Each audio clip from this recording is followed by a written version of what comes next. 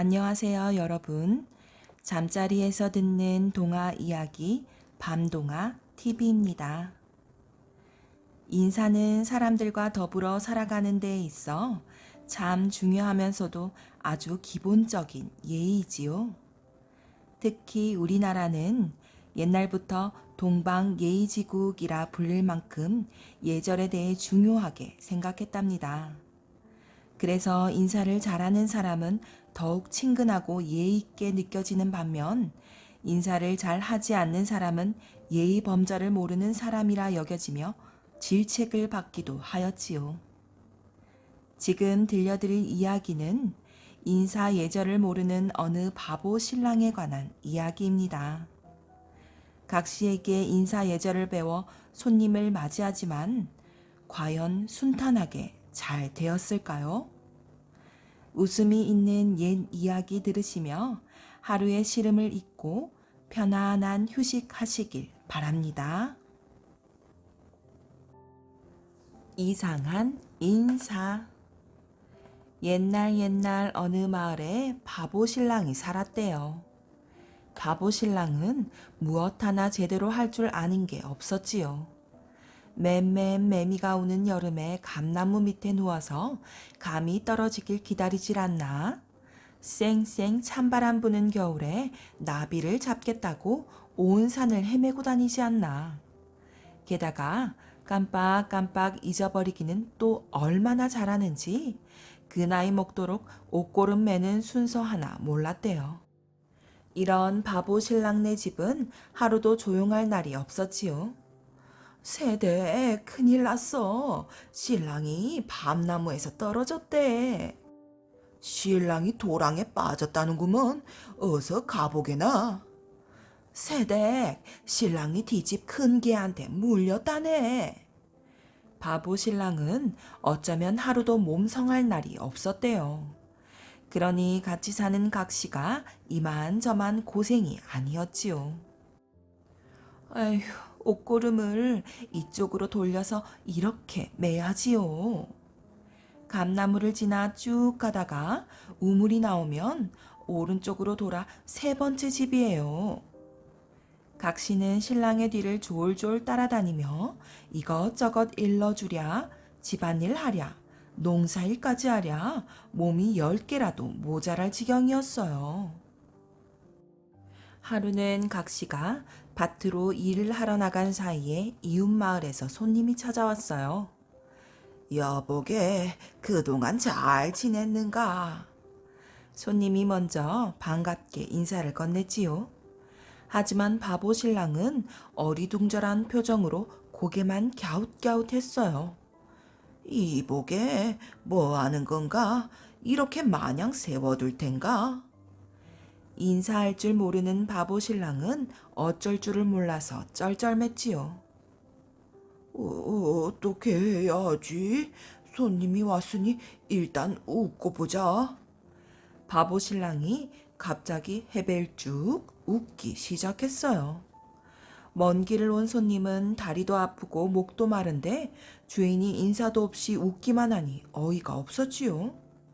여보게, 내 얼굴에 뭐라도 묻었나? 왜 그렇게 웃나? 눈치 없는 바보 신랑은 온갖 웃음소리를 내며 계속 웃었어요. 이런 무례한 사람 같으니라고 내 다시는 찾아오지 않겠네. 결국 손님은 왕왕 소리치며 화를 내고는 가버렸지요. 그 후로 바보 신랑은 인사도 안 하는 예의 없는 사람이라고 온 동네에 소문이 났어요. 각시는 안 되겠다 싶었지요. 서방님, 이른 아침 각시가 신랑을 앉혀놓고 말을 꺼냈어요. 각시야, 왜 그래?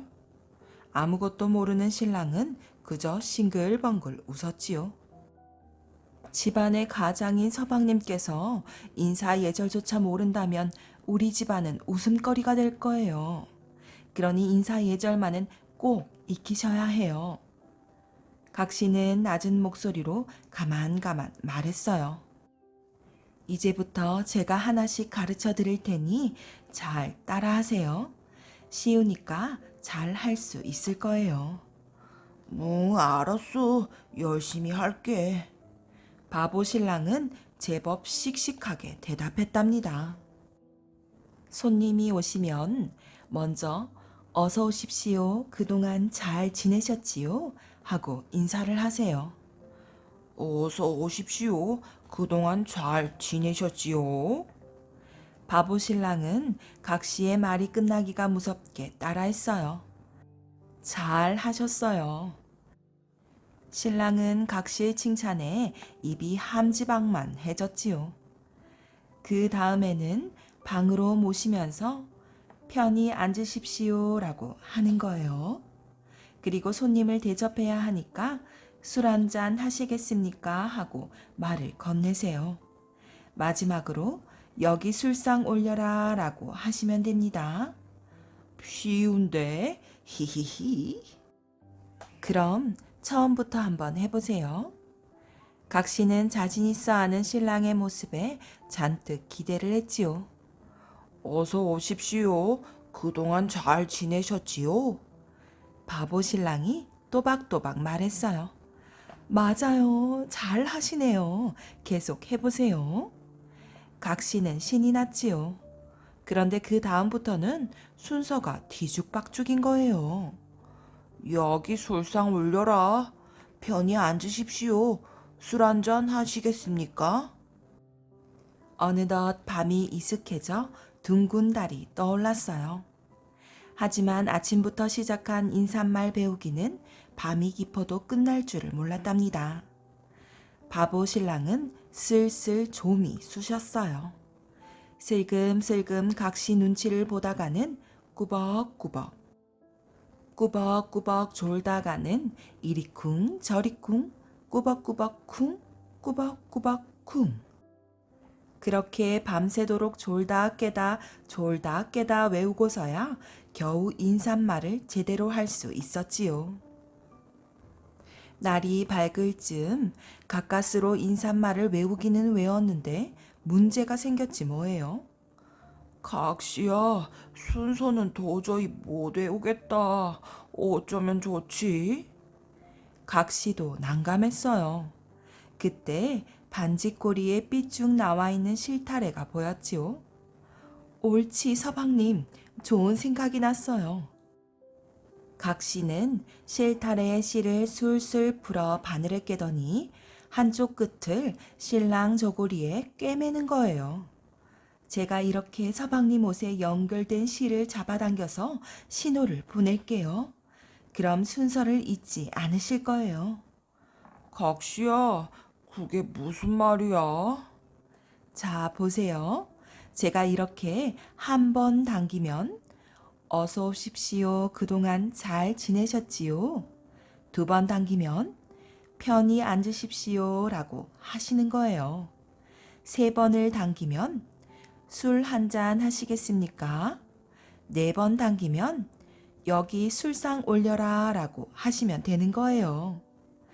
각 씨가 눈을 반짝이며 설명해 주었지요. 아, 그러면 되겠구나. 역시 우리 각시야. 그럼 한번 해볼까요? 바보 신랑이랑 각 씨는 신이 나서 주거니 받거니 연습을 했지요. 며칠 후 각 씨는 지난번에 잔뜩 화가 나서 돌아간 이웃 마을의 손님을 다시 불렀어요. 바보 신랑과 각 씨는 두근두근 떨리는 가슴을 가라앉히고 연습한 대로 시작했지요. 각 씨가 씨를 한번 톡 당기니까 어서 오십시오. 그동안 잘 지내셨지요? 그래, 자네도 잘 지냈나? 두 번 톡톡 당기니까 편히 앉으십시오. 바보 신랑은 각 씨와 호흡을 맞춰 착착 인사를 했어요. 손님은 예의 바르게 인사하는 신랑의 모습에 아주 흡족해 했답니다. 어허, 이렇게 공손한 사람을. 아무래도 내가 잘못 알았던 것 같군 그래. 대접 잘 받고 가네. 그 후로도 바보 신랑은 몇 번이나 손님을 맞았지만 연습한 대로 무사히 잘 치러냈답니다. 바보 신랑과 각 씨는 이제 아주 의기양양했지요. 그러던 어느 날이었어요. 한동안 소식이 뜸하던 먼 친척이 오랜만에 바보 신랑을 찾아왔지요. 각 씨는 곧바로 씨를 톡 잡아당겼어요. 어서 오십시오. 그동안 잘 지내셨지요? 신랑은 또랑또랑하게 인사를 했어요. 톡톡, 편히 앉으십시오. 톡톡톡, 술 한잔 하시겠습니까? 톡톡톡톡. 여기 술상 올려라. 그런데 마침 부엌에서 술상을 봐야 할 아이가 심부름을 가고 없지 뭐예요. 당황해서 이리저리 둘러보던 각 씨의 눈에 마당에 뒹굴고 있는 뼈다귀가 보였어요. 옳지, 저기에다가 잠깐 실을 묶어놔야겠다. 각 씨는 뼈다귀에 실을 묶고는 서둘러 술상을 보러 부엌으로 들어갔어요. 그런데 이때 어슬렁어슬렁 누렁이 한 마리가 마당으로 기어 들어오지 않겠어요? 마당 여기저기를 킁킁대던 누렁이는 뼈다귀 냄새를 맡고는 냉큼 물었어요. 아무것도 모르는 바보 신랑은 방 안에서 친척과 도란도란 이야기를 나누고 있었지요. 듣던 대로 자네 정말 의젓해졌구먼. 바보 신랑은 친척의 칭찬에 싱글벙글 입을 다물 줄 몰랐어요. 바로 그때였어요. 누렁이가 뼈다귀를 한 입 물어뜯자 실이 톡. 이상하네. 모르겠다. 방 안에 있던 바보 신랑은 갑자기 실이 당겨져서 어리둥절했지만 다시 인사를 시작했어요. 어서 오십시오. 그동안 잘 지내셨지요? 당황한 친척은 깜짝 놀라서 눈이 휘둥그레졌어요. 누렁이가 두 번 쩝쩝 물어뜯으니 실이 톡톡. 편히 앉으십시오. 아니, 이복에 왜 이러나? 누렁이가 세 번 쩝쩝쩝 뜯어먹으니 실이 톡톡톡. 술 한잔 하시겠습니까? 이복에 지금 날 놀리는 건가? 친척은 슬슬 화가 나기 시작했지요. 그런데도 딱한 바보 신랑은 계속 인삿말만 해대었어요. 여기 술상 올려라. 아니, 이 사람이 이만 가겠네. 머리 끝까지 화가 난 친척은 바보 신랑을 뒤로하고 휑하니 방을 나가버렸어요. 바보 신랑은 어떻게 되었냐고요? 쩝, 톡, 어서 오십시오. 그동안 잘 지내셨지요? 쩝쩝쩝, 톡톡톡. 술 한잔 하시겠습니까? 바보 신랑은 실이 당겨질 때마다 빈 방에서 혼자 계속 인사를 했대요. 방귀 대결. 옛날 아주 먼 옛날 어느 마을에 방귀를 아주 잘 뀌는 두 사람이 살았답니다. 두 사람은 길 하나를 사이에 두고 한 사람은 배나무가 심어진 앞집에 또 한 사람은 사과나무가 심어진 뒷집에 살았지요. 앞집 마당에는 절구 하나가 있었는데 그 안에는 하얗고 귀여운 토끼 한 마리가 살고 있었어요. 토끼는 아침이면 뽕 하는 앞집 방귀쟁이의 방귀 소리에 잠을 깼어요. 벌써 아침이 되었구나. 주인님의 방귀 소리는 늘 경쾌해. 그리고 밤이면 뿡 하는 뒷집 방귀쟁이의 방귀 소리에 잠이 들었지요. 뒷집 아저씨 방귀 소리가 들리니 잠이 오는걸. 그러고는 쿨쿨 잠에 빠졌답니다. 그런데 앞집 방귀쟁이의 방귀는 무척 셌어요. 얼마나 셌냐고요? 한번 방귀를 뀌었다 하면 쩌렁쩌렁한 방귀 소리에 하늘 높이 훨훨 날던 새가 놀라서 뚝 하고 떨어졌지요. 그뿐이 아니에요. 방 안에서 뿡뿡 방귀를 뀌면 지붕이 들썩들썩하고 기둥이 흔들흔들 했지요. 앞집 방귀쟁이는 방 안에서 방귀를 뀌고 싶을 때면 가족들에게 소리쳤어요. 뿡뿡 방귀 나간다 조심해. 아이고 방귀 맞기 전에 얼른 나가야겠다. 가족들은 방귀를 피해 집 바깥으로 줄 행랑을 놓았지요.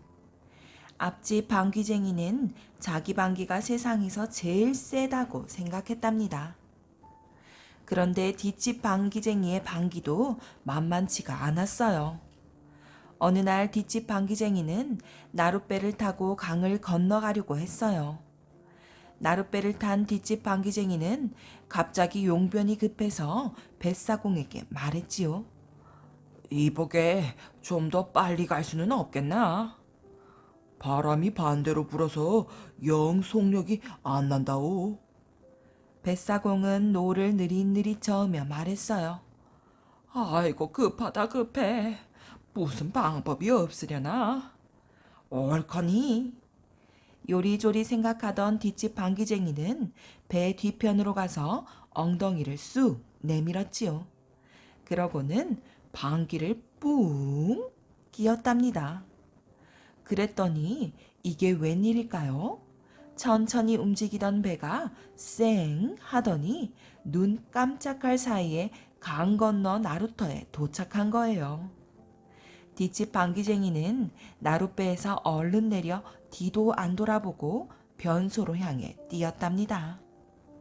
내 방귀가 역시 세상에서 제일 세.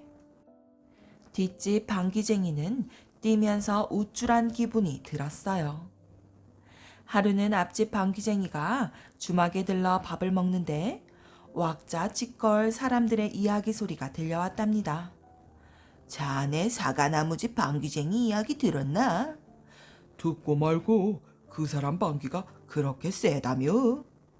글쎄 뿡 하고 방귀 한 번이면 나무가 흔들흔들하고 길 가던 사람도 휙휙 날아간다더군. 허허 그 사람 방귀가 세상에서 최고로군. 가만히 이야기를 듣고 있던 앞집 방귀쟁이는 기분이 나빴어요. 아니 뒷집 방귀쟁이 방귀가 1등이라고? 앞집 방귀쟁이는 생각할수록 약이 올라 얼굴이 불그락 푸르락 해졌지요. 밥도 먹는 둥 마는 둥 하고 자리에서 일어난 앞집 방귀쟁이는 곧장 뒷집 방귀쟁이를 만나러 갔어요. 한편 뒷집 방귀쟁이는 대장간에서 대장장이의 일을 돕고 있었답니다. 대장장이는 벌겋게 달아오른 쇠를 두드리고 뒷집 방귀쟁이는 풀무 대신 방귀를 끼어 화덕에 불을 지피고 있었지요. 뚱땅 뚱땅 뿡 뚱땅 뚱땅 뿡. 그때 대장장이가 뒷집 방귀쟁이에게 말했어요. 자네 앞집에 사는 방귀쟁이 방귀가 그렇게 세다며? 뭐? 앞집 방귀쟁이의 방귀가 세다고? 뒷집 방귀쟁이는 얼굴을 잔뜩 찌푸리고 말했지요. 글쎄 뿡뿡하고 방귀를 끼면 나무가 뿌리째 뽑히고 길을 걷던 사람이 멀리 날아가 버린다더군. 그게 무슨 말인가? 방귀하면 난 내가 최고지. 당장 내 눈으로 확인해 봐야겠구먼. 뒷집 방귀쟁이는 얼굴을 잔뜩 찡그리고는 앞집 방귀쟁이를 찾아 나섰어요.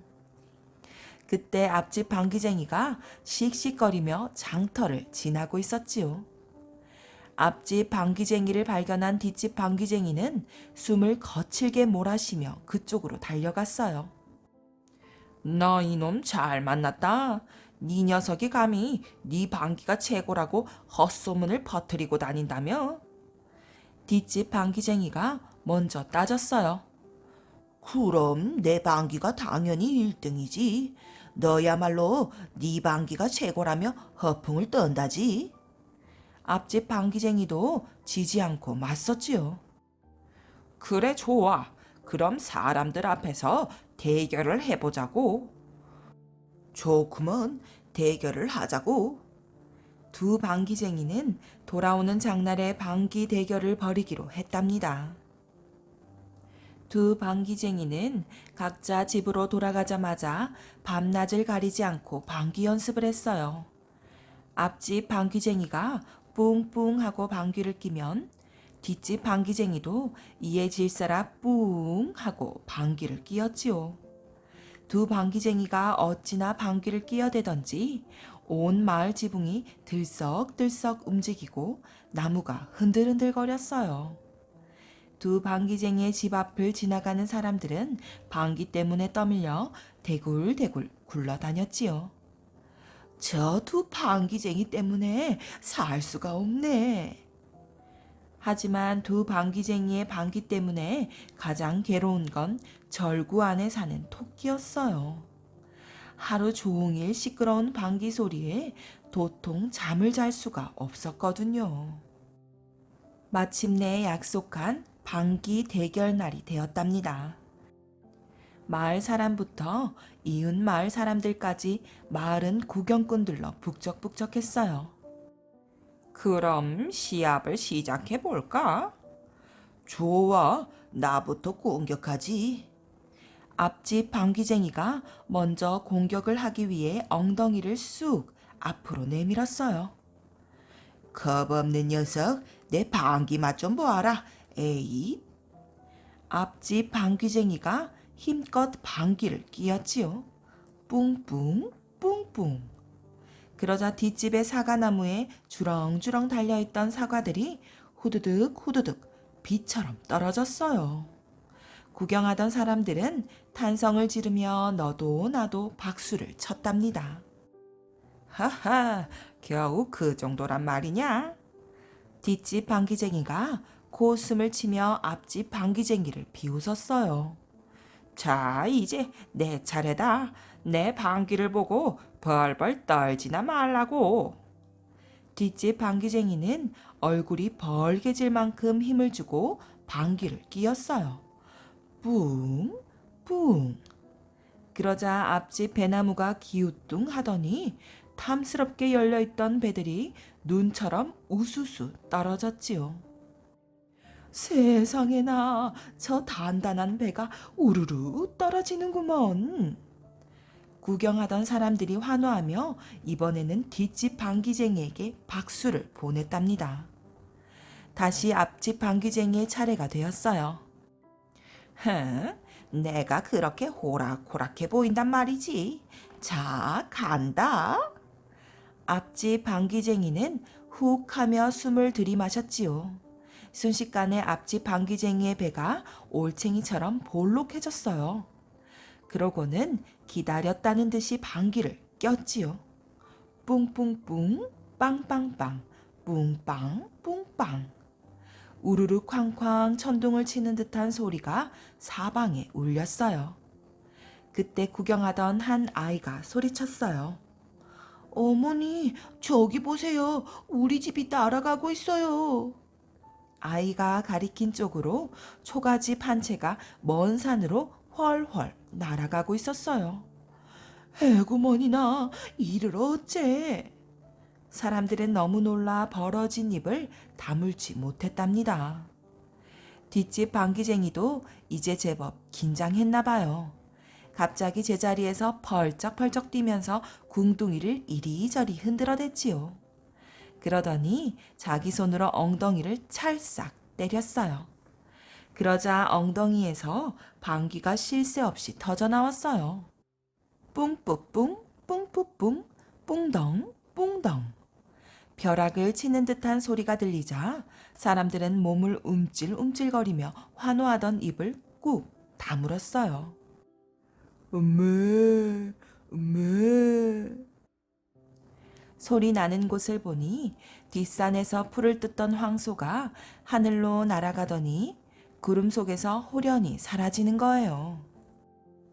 방귀 대결은 날이 저무도록 끝나지 않았어요. 구경하던 사람들은 지쳐서 집으로 모두 돌아갔지요. 구경하던 사람들도 힘이 드는데 하루 종일 방귀를 뀌어댄 두 사람은 얼마나 힘이 들었겠어요. 이봐, 이제 지치지. 이쯤에서 포기해. 앞집 방귀쟁이가 말했어요. 그게 무슨 소리야? 나는 아직 쌩쌩하다고. 너야말로 포기하시지. 나는 그뜨네. 너 정도는 충분히 이길 수 있다고. 두 방귀쟁이는 절대 질 수 없다는 생각에 계속해서 방귀를 주거니 받거니 끼어댔어요. 날이 저문 마을에는 뿡뿡 방귀 소리만 끊임없이 이어졌지요. 자, 이제 그만 항복하지. 자네가 아무리 그래도 내 방귀가 최고라네. 뒷집 방귀쟁이가 숨이 찬 목소리로 헉헉거리며 말했어요. 어림없는 소리. 누가 뭐래도 내 방귀가 제일이지. 앞집 방귀쟁이는 힘이 빠진 다리를 잡고 대답했어요. 그 말을 듣고 화가 난 뒷집 방귀쟁이는 앞집 방귀쟁이를 골탕 먹이려고 주위를 두리번 거렸어요.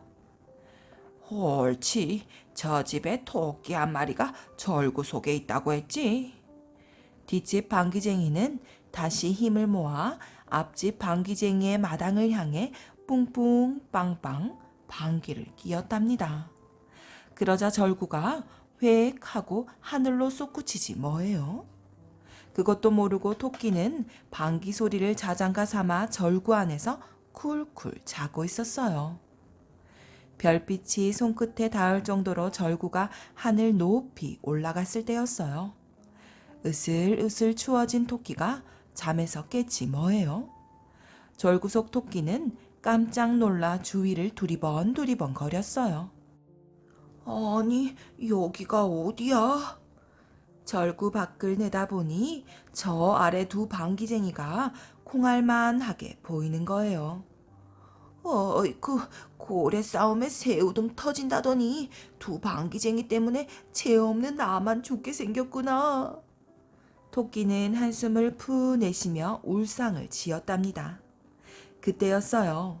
높이 솟구치던 절구는 방향을 바꿔 앞집을 향해 떨어지기 시작했어요.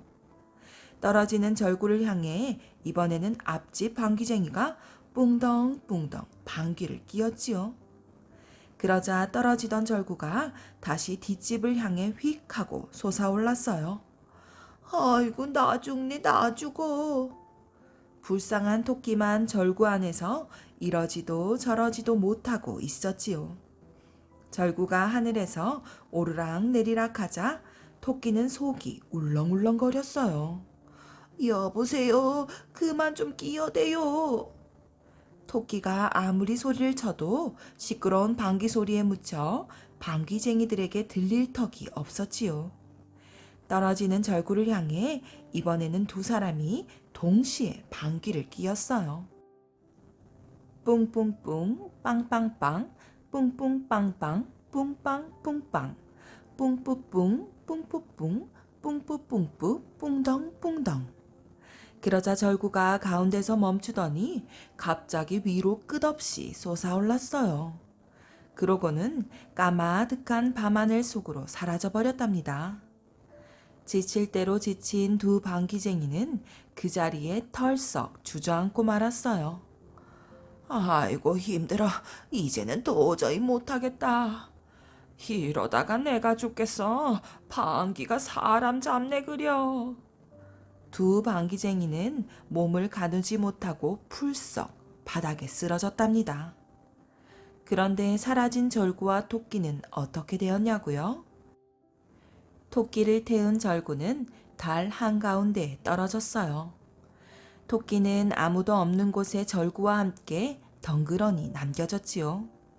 그 이후로 토끼는 심심할 때면 방귀 대결을 떠올리며 떡방아를 찢는데요. 쿵덕 쿵덕 쿵덕 쿵덕. 사이사이 방귀도 끼면서 말이에요. 쿵덕 쿵덕 뿡뿡 쿵덕 쿵덕 뿡뿡. 그런데 두 방귀쟁이는 아직도 방귀를 끼냐고요? 아무렴 더 연습한 뒤에 다시 대결을 할 거라며 아직도 방귀를 끼고 있다지 뭐예요. 그래서 두 방귀쟁이 집 주변에는 남아있는 것이 없다고 해요. 방귀에 몽땅 멀리 날아가 버렸대요. 지성이와 감천이. 옛날 어느 마을에 지성이라는 아이가 살았답니다. 지성이는 가난하게 살았지만 자기보다 어려운 사람들을 보면 도와주고 힘없는 짐승들도 정성껏 돌봐주었지요. 마을 사람들은 누구나 마음씨 착한 지성이를 좋아했답니다. 그러던 어느 날 지성이가 나무를 하러 산에 가는데 아이들이 웅성거리며 모여 있었어요. 무슨 일이지? 궁금해서 다가가 보니 아이들이 새끼 뱀 한 마리를 돌로 치고 있었지요. 아이들이 던진 돌에 맞은 새끼 뱀은 금방이라도 숨이 넘어갈 것 같았답니다. 지성이는 살려달라는 듯 쳐다보는 새끼뱀이 불쌍했어요. 얘들아, 그러지 마. 뱀도 생명이 있는데 가엾지도 않니? 지성이의 말에 아이들은 한결같이 대꾸했어요. 이까지 뱀이 뭐가 가여워? 맞아, 뱀은 징그럽고 사람도 물잖아. 이런 건 보이는 대로 없애버려야 해. 아이들이 손에 쥔 돌로 다시 새끼뱀을 내려치려고 했어요. 지성이는 아이들 앞을 막아섰지요. 잠깐만, 그럼 이렇게 하자. 나한테 산에 가서 먹으려고 싸운 인절미가 있는데 이 뱀이랑 바꾸자. 뭐? 인절미? 인절미랑 뱀이랑 바꾸자고? 아이들은 인절미라는 말에 침을 꼴깍꼴깍 삼켰지요. 좋아, 이 뱀은 그러면 너 가져. 약속대로 지성이는 인절미를 아이들에게 나누어 주었어요. 아이들은 쫄깃쫄깃하고 고소한 인절미를 먹으며 다른 데로 몰려갔답니다. 지성이는 죽어가는 새끼뱀을 조심스레 안고 산을 올라갔어요. 양지 바른 곳에 새끼뱀을 내려놓고는 돌멩이를 잔뜩 주워왔지요. 여기에 집을 만들어줄게. 새끼뱀이 다리를 들고 쉴 수 있도록 정성스레 집을 만들어 주었어요. 다른 곳에 가지 말고 여기서 살아라. 내가 나무하러 올 때마다 먹을 걸 갖다 줄게. 그러자 신기하게도 새끼뱀이 지성이에게 말을 하는 거예요. 정말 고마워. 네가 아니었으면 난 죽었을 거야. 몸이 나으면 혼자서도 먹을 걸 구할 수 있으니 너무 걱정하지는 마. 그래도 여기를 떠나면 안 돼. 네가 보고 싶어도 볼 수가 없잖아. 새끼뱀은 고마운 마음에 우물쭈물 대답도 못했어요. 지성이는 산을 오를 때마다 새끼뱀에게 개구리며 지렁이며 메뚜기를 잡아다 주었어요. 지성이의 보살핌으로 새끼뱀은 곧 나았지요. 이제 지성이와 뱀은 둘도 없는 친구가 되었답니다. 세월이 흘러 지성이는 어엿한 청년이 되었어요. 새끼뱀도 몸뚱이가 팔뚝만한 어미뱀이 되었지요. 장가갈 나이가 된 지성이는 건넌마을 김초시댁 딸과 혼례를 올리기로 했어요. 혼례식이 며칠 앞으로 다가오자 지성이는 뱀을 찾아가 말했어요. 건넌마을 김초시댁 딸에게 장가가게 되었단다. 장가들면 자주 찾아오지 못할 거야. 몸 조심하거라. 내 걱정은 하지 않아도 돼. 하지만 김초시 딸과는 결혼하지 마라. 그게 무슨 소리야? 어쨌든 절대로 김초시 딸과 결혼하면 안 돼. 뱀이 한사코 말렸지만 지성이는 귀담아 듣지 않았어요. 뱀이 서운해서 투정을 한다고 생각했지요. 드디어 혼례식 날이 밝았어요. 지성이가 잠에서 깨어보니 머리맡에 뱀이 다리를 틀고 있었지요. 웬일이야 여기까지? 지성이는 눈을 동그랗게 뜨고 물었어요. 지성아, 정말 김초시댁 딸과 결혼해야겠니? 너 왜 자꾸 그래? 내가 장가 가면 널 아주 잊을까봐 그러니? 날 그렇게 못 믿겠어? 답답하다는 듯 지성이의 목소리가 커졌어요. 그런 게 아니야. 그 아가씨와 결혼하면 네 목숨이 위험해. 나중엔 별소리를 다 하는구나. 쓸데없는 말 하려거든. 어서 돌아가. 그래, 지금 내가 무슨 말을 해도 넌 믿지 않을 테지. 대신 부탁 하나만 할게. 꼭 김초씨 딸과 결혼하려거든. 날 데려가줘. 뱀이 하도 간절히 말하는 바람에 지성이는 옷 속에 뱀을 숨겨 김초씨 댁으로 갔어요. 집에 도착하자 뱀은 슬그머니 지성이의 옷 속에서 빠져나와 신랑 신부가 첫날 밤을 보낼 방문 위에 숨었지요. 드디어 혼례식이 끝나고 신랑 신부가 첫날 밤을 보내게 되었어요. 지성이는 신부가 있는 방으로 들어섰답니다. 지성이가 자리에 앉자마자 갑자기 신부가 커다란 지네로 변하는 게 아니겠어요? 지네가 놀란 지성이를 덮치려는데 방문 위에 숨어있던 뱀이 몸을 날려 지네의 목을 물었답니다. 지네는 심하게 몸을 꿈틀거리더니 방바닥에 축 늘어졌지요. 정신을 차린 지성이가 뱀에게 말했어요. 고맙다. 네가 아니었으면 지네 밥이 될 뻔했구나. 고맙다는 인사는 내가 해야지. 내 목숨을 구해주고 10년이나 돌봐준 네 은혜를 오늘에야 갚게 되었어. 그런데 이 지네는 뭐고 왜 날 잡아먹으려고 한 거지? 이놈은 김초씨 딸을 잡아먹고 딸로 둔갑한 거야. 지네가 사람을 100명 잡아먹으면 사람이 된다는 말이 있단다. 김초씨 딸이 99명째였고 네가 마지막 100명째였지. 지성이는 생각만 해도 끔찍한지 가늘게 몸을 떨었어요. 잠시 뒤 이 소식을 듣고 김초씨와 부인이 달려왔지요. 흉측한 지네를 보자 부인은 그만 정신을 잃었답니다. 아이고, 우리 딸 불쌍해서 어쩔꼬. 김초씨는 쓰러진 부인 옆에서 방바닥을 치며 엉엉 울었어요. 지성이와 뱀은 무거운 마음으로 김초씨 댁을 나왔답니다. 뱀아, 우리 집에 가서 함께 살자. 부모님도 네가 날 살려준 걸 아시면 허락하실 거야. 말이라도 고마워. 이제 내게 은혜를 갚았으니 나도 내 갈 길을 가야지. 난 지리산 중턱에 있는 연못으로 들어갈 거야. 그곳에서 용이 될 때까지 기다려야 해. 지성아, 내가 보고 싶으면 언제든 연못으로 와서 내 이름을 부르렴. 내 이름은 감천이란다. 언제든 기쁘게 널 맞이할게. 용이 되기를 기다린다는 말에 지성이는 더는 붙잡을 수가 없었어요. 그 길로 감천이는 지성이와 헤어져 지리산 연못으로 갔답니다. 얼마 뒤 지성이는 다시 장가를 들었어요. 사랑스러운 아내와 함께 아들, 딸을 낳고 오래오래 행복하게 잘 살았답니다. 충선왕과 봉숭아. 먼 옛날 고려시대 이야기입니다. 고종 임금이 나라를 다스리고 있을 때 몽고가 수많은 군사들을 이끌고 쳐들어왔지요. 고려는 몽고의 힘 앞에 무릎을 꿇고 말았어요. 몽고에 항복한 고려는 몽고가 시키는 대로 따라야 했지요. 몽고는 고려를 자기 나라의 속국으로 여기고 해마다 많은 선물과 아름다운 처녀들을 바치게 했어요.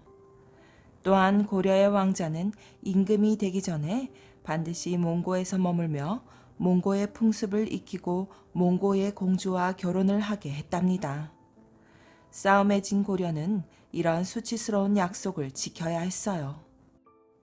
몽고는 계속해서 고려의 정치에 간섭하고 왕실을 마음대로 조정했답니다. 뿐만 아니라 몽고의 풍습을 그대로 고려에 옮겨 놓으려고 했지요. 이를 위해 몽고는 미리 고려의 왕자를 데려가 몽고식으로 교육을 시켰어요. 고려가 다시 대항하지 못하도록 하기 위해서였지요. 몽고는 고려의 정신까지도 빼앗으려고 했던 거예요. 충선왕도 몽고에서 자라 이지리부가라는 몽고식 이름을 갖게 되었고 몽고의 공주와 결혼을 했어요.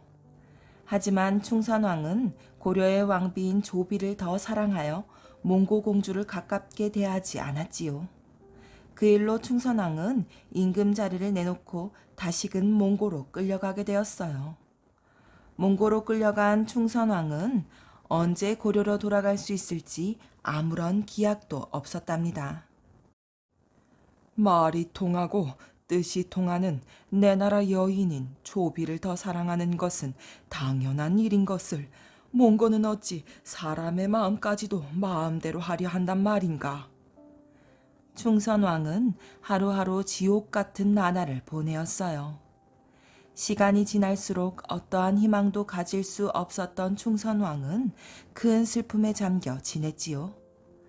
그러던 어느 날 잠을 자다가 이상한 꿈을 꾸게 되었어요. 꿈에 잔치가 벌어졌는데 상다리가 휘어지게 음식이 차려지고 술이 넘쳐났어요. 충선왕은 시름을 달래려고 술잔을 들었지요.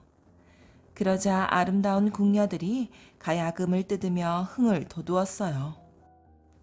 마치 평화롭던 고려의 옛 잔치 모습을 보는 것 같았지요.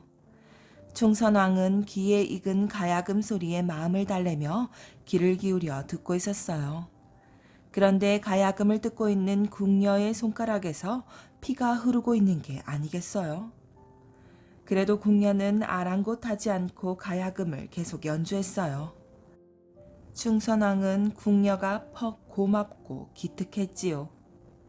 살얼이 살얼이랐다 청산에 살얼이랐다 머루랑 다래랑 먹고 청산에 살얼이랐다 얄리얄리 얄라성 얄라리 얄라.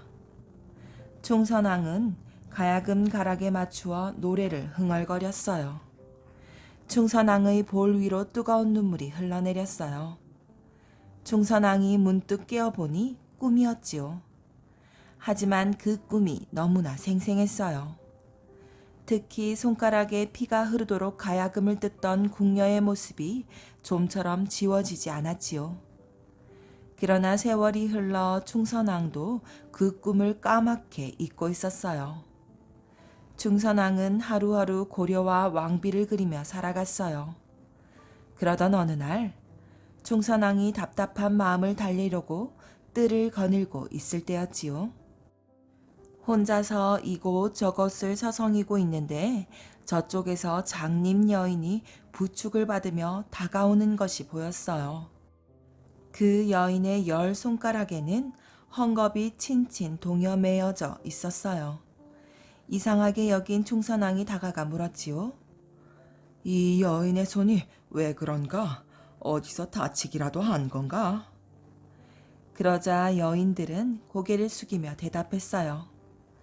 저희는 고려의 여인들로 몽고에 바쳐진 공녀들입니다. 이 공녀는 고향을 그리워하다 병이 나서 눈이 멀었답니다. 손은 어찌된 일인가? 내일 고려를 그리며 가야금을 뜯다가 손끝이 터져 피가 흘러서 동여맨 것이랍니다. 그 말을 듣고 충선왕은 오래전에 꾸었던 꿈이 생각났어요. 아니, 그렇다면 이 여인이 바로 꿈에서 보았던 그 궁녀란 말인가? 얼마나 고려가 그리우면 눈이 멀고 손끝이 터지도록 가야금을 뜯는단 말인가? 저 공녀는 자신을 이 먼 곳까지 내친 조국을 저리도 그리워하는데 임금인 나는 모진 운명만 탓하였으니 부끄럽기 짝이 없구나. 충선왕은 그날 밤 눈먼 공녀를 찾아갔어요. 나를 위해 가야금을 연주해주지 않겠느냐? 그러자 공녀는 두 눈을 번쩍 뜨더니 머리를 조아렸어요. 그 공녀는 장님이 아니었던 거예요. 폐하께서 이렇게 찾아주시다니 꿈만 같사옵니다. 저는 일부러 장님 행세를 하고 있사옵니다. 혹시라도 저를 고려로 보내줄지 모른다고 생각해서지요. 너의 생각이 기특하구나. 그토록 고려로 돌아가고 싶어하는 네 마음을 잊지 않으마. 공녀는 충선왕을 위해 헝겊을 동여맨 손으로 가야금을 연주했어요. 충선왕은 기필코 고려로 돌아가리라 굳게 마음을 먹었지요. 그 뒤 몽고의 무종이 왕위에 오르는 것을 도와준 충선왕은 그 공로를 인정받아 고려로 돌아가게 되었어요. 충선왕은 드디어 꿈에도 그리던 고려 땅을 밟았지요. 자신을 헐뜯고 모함하던 신하들을 몰아내고 다시 고려의 왕이 된 충선왕은 몽고의 사람을 보내 그 공료를 찾아오게 했어요. 하지만 그 공료는 이미 숨을 거둔 뒤였지요. 충선왕은 진심으로 슬퍼했어요. 그리고 고려를 그리워하다 죽어간 공녀의 넋을 위로해주기 위해 대궐들의 봉숭아를 심었어요. 해마다 여름이면 손톱을 빨갛게 물들이는 봉숭아에는 이처럼 아름답고 슬픈 이야기가 담겨 있답니다. 사냥꾼과 수달. 옛날하고도 아주 먼 옛날 젊은 사냥꾼 한 사람이 있었답니다. 걸음이 날래고 활 쏘는 솜씨가 아주 뛰어났지요. 한번 눈에 띈 짐승은 놓친 적이 없었어요. 이 젊은 사냥꾼이 어느 날 바닷가에서 산기슭으로 먹이를 찾으러 나온 수달 한 마리를 찾아내었어요. 사냥꾼이 막 수달을 향해 화살을 겨누자 사냥꾼님, 제발 살려주세요. 새끼들이 집에서 기다리고 있어요. 하고 수달이 슬픈 목소리로 빌었어요. 그러나 사냥꾼은 그 말을 듣지 않았지요. 안 돼. 내게 한번 들키면 그만이야. 하는 순간 화살은 벌써 사냥꾼의 손을 떠나 수달의 가슴을 깨뜨고 말았답니다. 사냥꾼은 그 자리에서 수달을 잡아 껍질을 벗기고 뼈만 산기슭에 버리고 왔지요. 그날 밤 사냥꾼은 아주 뒤숭숭한 꿈에 쫓겼습니다. 낮에 죽은 수달의 새끼들이 오글오글 몰려와 자꾸 사냥꾼의 가슴으로 파고드는 꿈이었어요. 사냥꾼은 깜짝 놀라 잠에서 깨어 이른 새벽 수달의 뼈를 버린 곳으로 가보았어요. 사냥꾼은 가슴이 섬뜩했지요. 수달의 뼈가 보이지 않았기 때문이에요. 다시 한번 샅샅이 살펴보니 가는 핏자국이 떨어져 있었어요. 사냥꾼은 그 핏자국을 따라가다 조그만 굴 앞에서 문득 걸음을 멈추었어요. 호기심 어린 눈으로 굴 속을 들여다본 순간 사냥꾼은 외마디 비명을 질렀어요. 피 흐르는 수달의 뼈가 5마리나 되는 새끼들을 꼭 껴안고 있지 않겠어요? 미친 듯이 집으로 달려온 사냥꾼은 떨리는 손으로 활과 화살을 모조리 꺾어버렸답니다. 그러나 사냥꾼은 가슴이 찢어질 것처럼 괴로웠어요. 밤낮 없이 깊은 슬픔에 잠겨있던 사냥꾼은 마침내 머리를 깎고 중이 되었지요. 그 사냥꾼이 바로 해통 스님이었답니다. 아주 이름 높은 스님이 되어 신비스러운 일을 많이 하셨지만 처음에는 여간 고생을 하지 않았어요. 해통 스님은 당나라로 삼장 스님을 찾아갔지요. 삼장 스님은 인도의 마갈 타국이라는 나라의 임금이었으나 크게 불법을 깨쳐 부처님과 같은 높은 스님이 되신 분이었어요.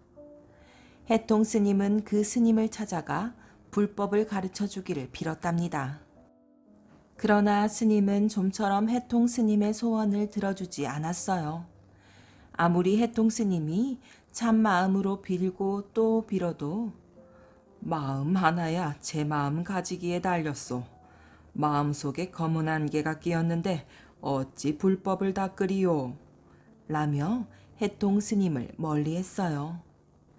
해통 스님은 이 모두가 자신이 지금껏 저지른 무서운 죄값을 받는 것이라고 생각하며 3년 동안이나 그 스님의 곁을 떠나지 않고 온갖 힘을 기울여 모셨답니다. 그런데도 삼장 스님은 끝내 모른 채 시치미를 떼며 해통 스님을 가까이 하지 않았어요. 그러자 해통 스님은 마지막 결심으로 활활 타오르는 불화로를 머리에 이고 뜰 한가운데에 섰지요. 하늘과 땅이 한꺼번에 무너질 듯한 고통과 괴로움이 해통 스님을 불태우고 있었답니다. 그러나 해통 스님은 눈썹 하나 까딱하지 않고 그 모든 고통과 괴로움을 견뎌내었어요. 순간 해통 스님의 머리가 깨어지며 우레 같은 소리가 이 절에 큰 쇠종을 울렸답니다. 하늘과 땅에 사무치는 맑고 우렁찬 종소리가 끝없이 퍼져나갔지요. 그때 비로소 삼장 스님이 깊고 그윽한 미소를 머금은 채 뜰로 나왔어요. 삼장 스님은 마치 이때를 기다리고 있었던 것처럼 해통 스님의 머리에서 불화로를 내려놓았어요. 그리고는 두 손으로 해통 스님의 깨어진 머리를 쓰다듬으며 연부를 외웠지요. 그러자 해통 스님이 놀랍게도 다시 살아났어요. 지난날의 무서운 죄를 모두 말끔히 씻어버린 듯 했지요. 그날부터 해통 스님은 유리알처럼 맑은 마음으로 삼장 스님의 가르침을 받아 널리 이름을 떨치게 되었답니다. 한 번은 사나운 도둑대가 해통 스님이 불법을 닦고 있는 절의 금불상을 훔치려고 쳐들어왔어요. 저를 지키고 있던 중들은 겁이 나서 뿔뿔이 도망쳐 버렸지요. 그러나 해통 스님은 조금 더 두려워하지 않았어요. 법당에 고요히 앉아 벼르에 멱을 갈고 있었답니다. 도둑대가 시퍼런 칼을 빼어들고 몰려와 막 법당 안으로 쳐들어오려는 순간 갑자기 해통 스님이 붓을 들어 먹물을 듬뿍 찍었지요. 그리고 곁에 있는 병 하나를 들며 말했어요. 어디를 오려 하느냐? 꼼짝 말고 이 병을 잘 보아라. 하며 해통 스님은 붓으로 병 목에 테를 둘렀답니다. 보았느냐? 이제 너희들의 목을 한번 보아라. 하고 해통 스님이 다시 말했답니다. 도둑들은 서로의 목을 쳐다보았어요. 순간 모두 깜짝 놀라 멍하니 해통 스님만 쳐다보았지요. 도둑들의 목에도 병목처럼 검은 태가 그려져 있었던 거예요. 내가 만일 이 병의 목을 자르면 너희들의 목도 모두 날아갈 것인데 어떻게 할 것이냐? 해통 스님이 호통을 치자 도둑들은 얼마나 놀랐던지 쥐고 있던 칼까지 버리고 뺑소니를 쳐버리고 말았답니다. 강선바위 전설. 아주 오랜 옛날 공기 맑고 푸른 숲이 우거진 아름다운 곳에 신선이 내려와 놀았다는 바위가 있었지요.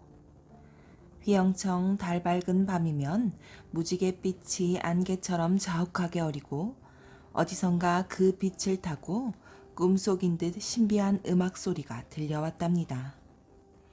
그 음악 소리에 맞추어 하얀 학들이 날아들어 당실거릴 때면 하늘에서 신선들이 봉황을 타고 내려왔지요. 그러고는 바위에 내려앉아 검은 고를 타며 피리를 불었답니다. 오늘이야 오늘 어서 가자고. 그려 얼마나 기다리고 기다린 날인데. 마을 사람들은 부랴부랴 숲으로 갔어요. 그러고는 멀리 보이는 바위를 향해 간절하게 기도를 올렸지요. 올해는 꼭 풍년이 들게 해주십시오. 나이 꽉 찬 우리 큰딸 부디 좋은 신랑 만나 시집가게 해주세요. 우리 부모님 건강하게 오래오래 사시게 살펴주소서. 사람들의 소원은 끝이 없었답니다. 마을의 외딴 집에 사는 눈먼 처녀도 소원을 빌고 싶었어요. 나는 바위가 아니라 바위에 내려온 신선을 찾아갈 테야. 기필코 신선을 찾아가 자신의 처지를 말하리라 다짐하고 있었지요. 눈먼 처녀는 지팡이를 들고 더듬더듬 집을 나섰어요. 휘영청 밝은 달도 처녀에게는 아무런 소용이 없었지요.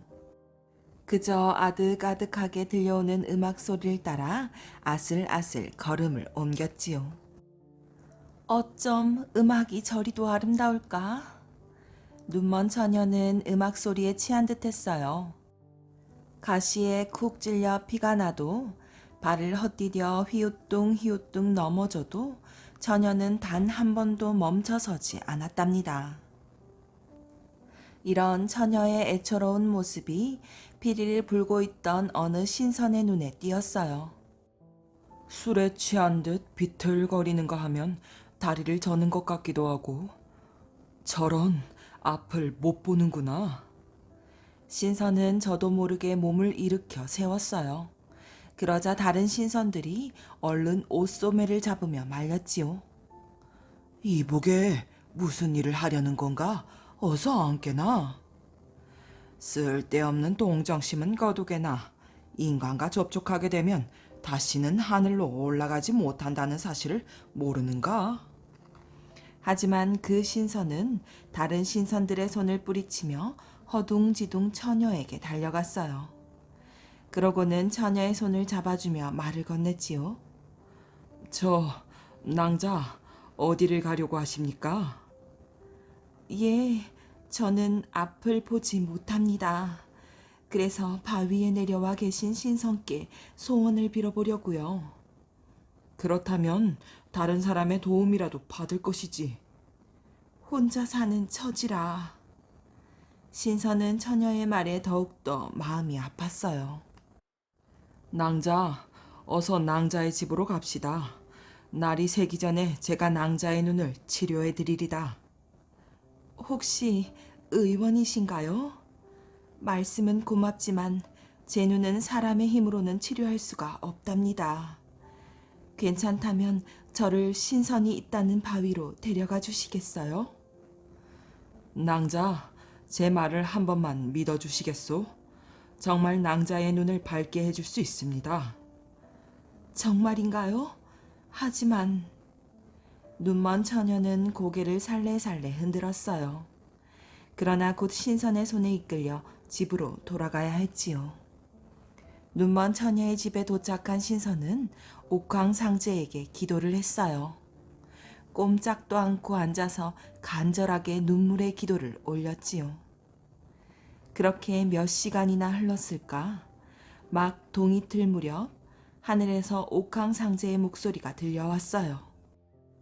사랑하는 아들아, 내 너를 잃은 슬픔이 바다보다도 깊구나. 비록 하늘의 법을 어기기는 했지만 너를 용서하고 그 처녀의 눈을 뜨게 하려고 한다. 부디 그 처녀와 행복하게 살거라. 감사옵니다, 아바마마. 신선은 하늘을 향해 몇 번이고 절을 했어요. 곧이어 새벽을 알리는 닭 울음소리가 희미하게 들려왔지요. 처녀는 잠에서 깨어났어요. 하지만 그날은 다른 날과 전혀 다른 새 날이었답니다. 가느다랗게 뜬 눈에 희뿌연 무엇인가가 보이기 시작했거든요. 처녀는 떨리는 마음으로 두 눈을 감았다가 다시금 살며시 떠보았어요. 세상에나 보인다. 앞이 보여. 저 눈부시게 환한 것이 태양이로구나. 어머나 이것은. 처녀는 복숭아 나무 아래서 발을 멈추었어요. 담스러운 꽃송이들이 금방이라도 머리 위로 나푼나푼 흩날릴 것만 같았거든요. 그때 신선이 다가와 말했지요. 그건 복숭아 나무랍니다. 귀신을 쫓는 신선의 나무라고 하지요. 그렇군요. 그런데 이 꽃잎 색깔은 분홍입니다. 처녀는 모든 것이 신기한 듯 하나하나 물어보았어요. 그럴 때마다 신선은 다정하게 대답해 주었지요. 모란 꽃이 보고 싶어요. 사람들이 그랬거든요. 제가 모란 꽃보다 예쁘다고요. 이곳에는 지금 모란 꽃이 없군요. 그러면 팔딱팔딱 개구리는요? 저기를 보세요. 저기 저 파르스레한 개구리가 인사라도 하려는 듯 울음주머니를 볼럭거리지요. 처녀는 눈길 닿는 곳마다 입을 다물지 못했어요. 여기 잠깐 있어 보시오. 신선은 울타리 밖으로 달려나갔어요. 그러고는 철쭉꽃을 한알음 꺾어왔지요. 당신께 이 꽃을 바치리다. 신선은 무릎을 꿇고 앉더니 처녀에게 꽃을 건네었어요. 꽃이 정말 아름다워요. 꽃이 아름다워 보이는 것은 낭자의 마음이 아름답기 때문이라오. 처녀는 부끄러워 고개를 떨어뜨렸지요. 잠시 뒤 처녀가 떨리는 목소리로 수줍게 물었어요. 그런데 제 눈을 뜨게 한 당신은 누구신가요? 낭자의 눈을 뜨게 한 것은 제가 아닙니다. 낭자의 마음이 갸륵하여 옥황상자께서 그대의 소원을 들어주신 거지요. 아닙니다. 당신이 저를 위해 간절히 기도해 주신 덕분일 겁니다. 새들이 포르르 찾아와 지지배배 지지배배 노래를 불렀어요. 봄 향기 가득 실은 바람도 솔솔 불어왔지요. 새들의 노랫소리와 바람의 춤사위가 이슬 먹은 복숭아 나무를 살살 간지렸어요. 팔랑팔랑 분홍빛 꽃비가 내렸어요. 모든 것들이 두 사람의 사랑을 축복해 주었지요. 그날 이후로 바위에는 신선들이 내려오지 않았대요. 하지만 사람들은 그 바위를 강선 바위라고 부르기 시작했어요. 신선들이 내려오는 바위라는 뜻에서 말이에요. 그리고 그 바위는 지금까지 남아 눈먼 처녀와 신선의 아름다운 사랑 이야기를 들려주고 있답니다.